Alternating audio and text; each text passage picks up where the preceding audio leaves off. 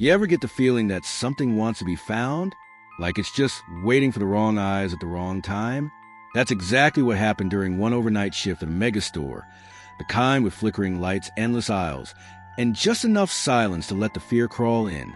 What began with a spilled mess and an angry boss turned into a night of blood, shadows, and something far worse than any manager. It started with a writer's prompt, a line of dusty prose glowing on a phone screen. It was a long and lonely road, blah, blah, blah. The kind of thing you roll your eyes at during break.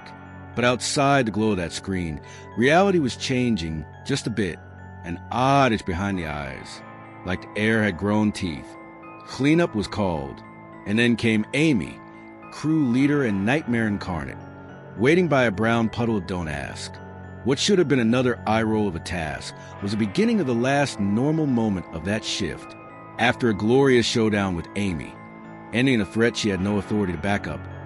I was free to wander the dim aisles, pushing a loaded pallet and dodging my own thoughts. The store was half lit and half dead, with just me, Greg, and Sam left inside. We joked, sometimes pranked each other to keep the boredom from killing us. But this time the joke was on us, because someone or something else was in there too. It started small, a blur near the stockroom, a voice on the radio insisting I was alone. Then the bear, a 3-foot-tall stuffed animal, just sitting in the aisle like it belonged. I laughed, tossed it on the pallet. Moments later, it vanished. Poof, gone like it had never existed. That's when my skin started to tingle. That's when I knew something was wrong. And I was right. I found Greg first, or what was left of him. At first, I thought it was a prank, fake blood and all. He was the king of Halloween. But this time, he wasn't moving. His eyes were glassy, his chest still. I stepped back, heart hammering as the red puddle spread further into my thoughts and the floor. And then the footsteps started. Soft, deliberate, too light to be human. I turned, expected Greg. Got nothing, except red footprints that faded with every step. And a bear, the bear, sitting right where it shouldn't be, like it had taken a front seat to a murder mystery and wanted to be caught. This wasn't a prank. This was something else. Something old. Something mean. And it was about to get worse. Next was Sam. Dead too, limp and cold in the stockroom, face down in a pool of the same red. I was starting to get the picture, and it was painted in arterial spray. That's when the bear moved. It turned, looked at me. Its brown button eyes glowed red like devil flashlights. Then it stood, awkward, puppet-like, but full of rage. It picked up the butcher knife and charged. I ran, got sliced, hid, fought back with a mop and a box cutter like I was MacGyver in aisle 7. Blood soaked through my pant leg, and my fears soaked through my mind. It wasn't stopping. This wasn't a machine or prank. It was real. It was hunting, and it was winning. Every escape led to another dead end. The freezer? Death by frostbite. The offices? A dead end, literally. I grabbed a baseball bat, found a bike, tried to escape like a kid fleeing the boogeyman. But the thing chased me like it had hell's GPS, and I was the blinking red dot. At the front doors, keys in hand, I fought to get out. The bear stabbed. I dodged. I kicked. And finally, I locked it in. My blood smeared the glass as it pounded, eyes glowing, blade ready. It wasn't just a toy. It wasn't haunted. It was evil. The kind of evil that pretends to be cute so it can get close enough to kill you. But the story didn't end with my escape. Oh no, because Amy's car was still in the lot. Amy, who vanished hours ago. Amy, who fired me over a puddle. Amy, who probably saw something she shouldn't. She was in her car, eyes closed, lips moving. When I tapped the window, she panicked, sped off like her soul was on fire. That's when I knew she had something to do with it. That's when the bear's eyes turned brown again. When it laid flat like a regular toy, as if nothing had happened. That's when I had an idea so bad it felt good. I picked up the knife, stuffed the bear in my trunk, and drove straight to Amy's house. Vengeance was waiting just beneath the stitches. I rang the bell and ran. watched in the shadows as the door opened, heard the scream, the kind that rips a soul in half. Then silence, long and heavy like the end of a funeral. I don't know what happened in there. I don't care. Amy was part of this. She started it. I just gave the bear a new toy to play with. Now I'm on the road again. Same one as that prompt. Long, lonely, dry like you wouldn't believe. Something in me, something itchy and unnerving, says I'll never stop running. Not from the bear, but from what I've become, from what I did, from the fact that I might not be the only one who carried something evil out of that store that night. So, next time you walk into a store after hours, take a good look around. If you see a teddy bear where it doesn't belong, don't touch it. Don't look at it. Just turn around and run. Because some toys weren't made to be played with. Some toys are just waiting to play with you.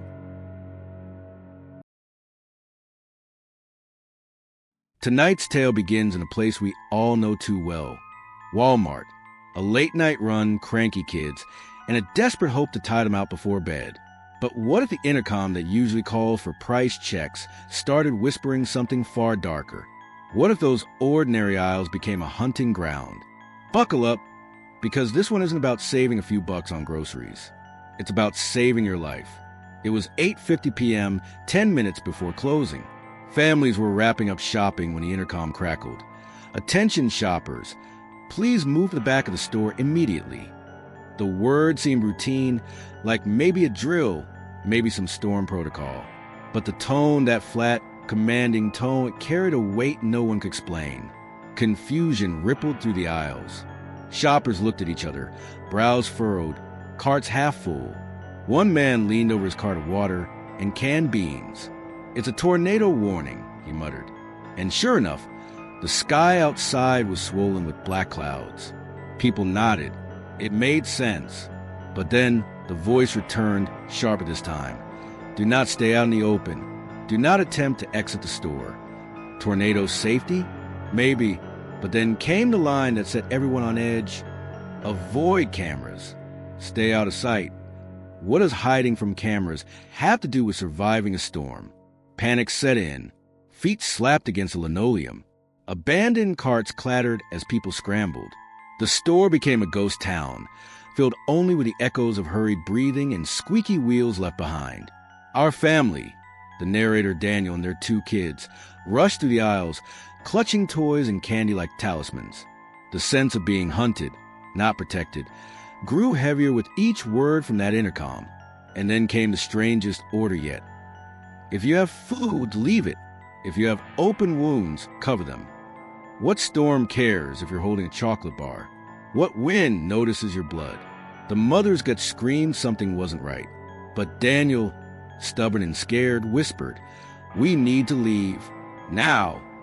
Yet the front doors, those familiar sliding glass doors, wouldn't open, no matter how hard they pushed. That's when they saw him, a Walmart employee in the iconic blue vest, sitting slouched near a register, his back turned, shoulders twitching with strange, jerky motions. "Hey, let us out," the mother yelled. No response, just a wet, smacking sound. Feeding, something primal, something wrong. And then, the intercom dropped its cruelest command yet. "Do not talk to Walmart employees." The figure rose slowly, his palm slapped against a conveyor belt, leaving streaks of blood.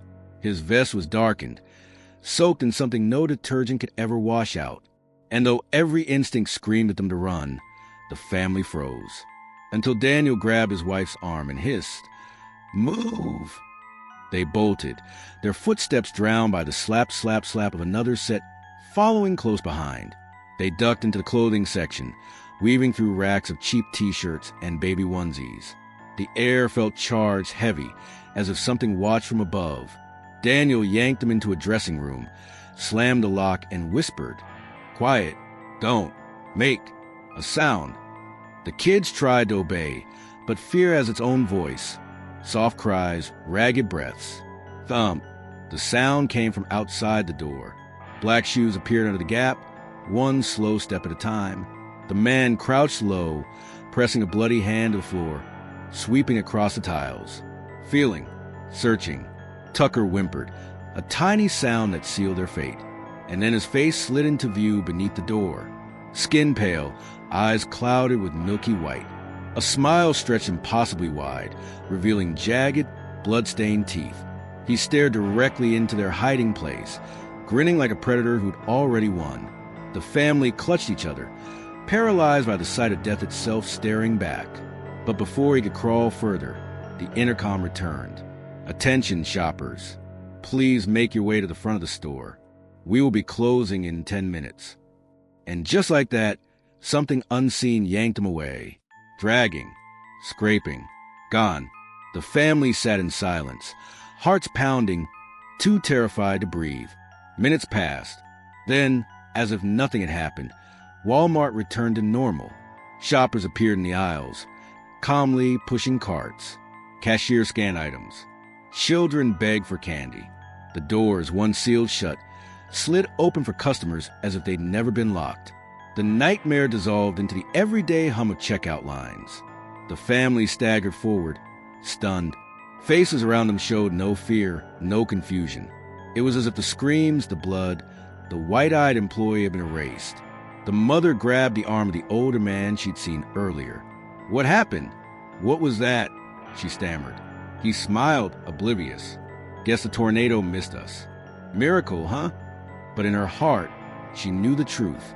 There had been no storm, no natural disaster, only something lurking within those fluorescent-lit aisles.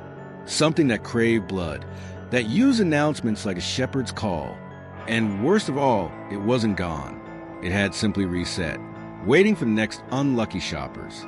So the next time you're at Walmart late at night and the intercom tells you to hide, to stay out of sight, listen carefully. Because maybe it is a storm warning. Maybe it's the store itself, whispering rules of survival. And maybe, just maybe, you won't make it out before closing time. Sleep tight, horror lovers. And remember, never trust a blue vest. Ever felt your chest tighten in an empty parking lot for no reason? Thought so. But what if your gut was right, and something way beyond our understanding was watching? Buckle up, because this story is going to tear you open from the inside. Emma was just helping her mom load groceries into a crusty old green Camry. The parking lot was almost empty, the kind of quiet that makes your skin crawl. Her mom, sweaty and cursing under her breath, had forgotten her wallet at the till and bolted back into the store. Emma hopped into the passenger seat to escape the chill, but something wasn't right. Her nerves prickled. That sixth sense kicked in.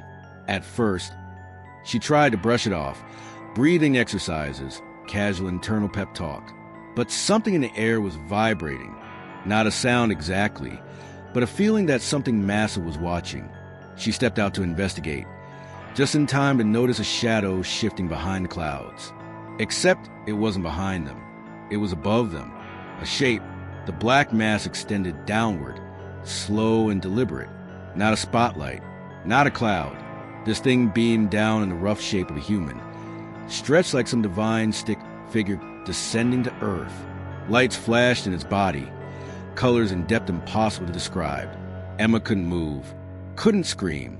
Her jaw was locked open in awe and terror. Her mom's voice snapped her back. "Emma, are you having a stroke or something?" She'd returned, but hadn't seen the beam yet. That changed when she followed Emma's shaking finger. Her scolding expression dropped into pure horror. So yeah, it was real.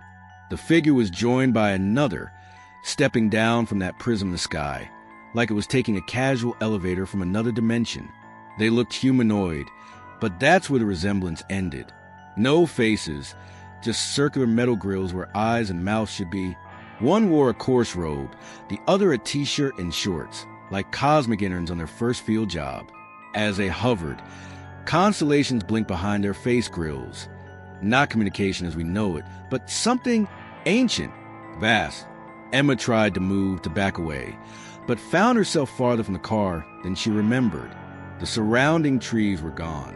So was the grass, just barren soil in the lot. Her mom, now frozen in fear, was suddenly being targeted. The robed figure glided over, lifted its arm, and from its stump came something dark and shifting, like a bundle of liquid crystal blades. Black bubbles shot out, clamping over her mother's mouth, wrists, ankles. A silent scream was frozen in time. Then came the arrowhead. It hovered, shimmered, and plunged into her mom's stomach. Blood and shit sprayed like an overripe fruit bursting. Emma lunged to help and face-planted, bound to the asphalt by more of that crystalline sludge. The being's work was surgical indifference, extracting intestines like they were unraveling a ribbon. The other entity produced a staff, inspecting the organ with a detached curiosity. Then, without warning, the intestines were yanked back in, and her mom's stomach stitched itself closed like a zipper. Emma stared, shaking, vomiting, screaming into the void. But they weren't done. The next phase was worse. They pulled out an artery from her mother's chest. Then, as casually as breathing, they took flight, dragging the vessel behind them. It stretched, kept stretching, looping around the earth, not once but twice. In seconds, they came back, still holding the fused artery rope like a trophy. Some unseen exchange passed between them, and the organ retracted, slithering back into her mother like it had never left. The being said nothing. No threats, no monologues, just stared. Then they ascended. The black prism zipped up into the sky. Trees returned. Grass too. Everything was as it was, except Emma's mom, pale and cold. Paramedics came, but it was too late. Her organs were back, but her soul wasn't. Coroners couldn't explain it. No cause of death. Just a blank report and a grieving daughter with a mind full of cosmic terror. The only theory? Hypoxia. Yeah, try living with that answer. These days, Emma avoids big parking lots.